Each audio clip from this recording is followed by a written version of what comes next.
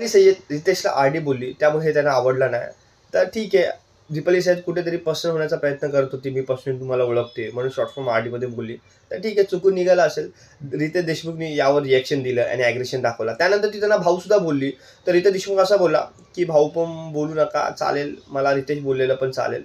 तर मला असं वाटतं आपल्या महाराष्ट्रामध्ये आपण सन्मानाने भाऊ असा हा शब्द वापरतो. ठीक आहे ना, भाऊ बोलली. आता ह्याच्यात काय चुकीचं होतं? आता इतर बाकी सदस्य तुम्हाला भाऊ बोललेलं चालेल आणि दीपालीने भाऊ बोललं तर त्या गोष्टी तुम्हाला चालणार नाही का?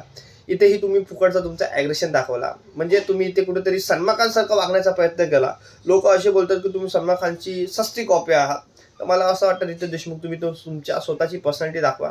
नाही की थोडा भाऊच्या धक्कामध्ये थोडा ॲग्रेशन दाखवला, राग दाखवला तर लोकं आपल्याला घाबरतील. असं नका करू. छोट्या-छोट्या गोष्टी आहेत त्या गोष्टी तुम्ही सोडून द्या. फक्त तुमच्या नावानेच ती वेगळ्या नावाने तुम्हाला हाक मारला. तिला त्या गोष्टी सोडून दिल्या पाहिजे होत्या. एवढं काय तुम्ही पर्सनली घेतल्या नाही पाहिजे होत्या. ठीक आहे, सलमान खान बनू नका.